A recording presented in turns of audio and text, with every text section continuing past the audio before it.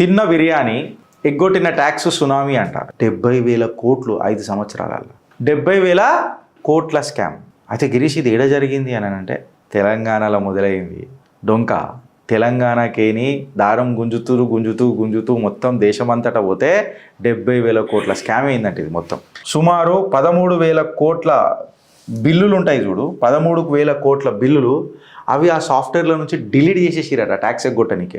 19,400 crores bills ఉంటాయి కదా, ఇవి బిల్ జనరేట్ చేసినాక మాడిఫై చేసిరట.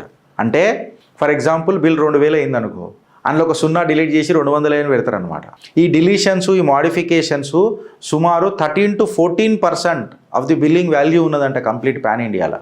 అంటే యావత్ దేశం మొత్తంలో సపోజ్ 100 బిర్యానీలు అమ్ముడు పోతే 27 బిర్యానీల లెక్కనే తీసేసిరట.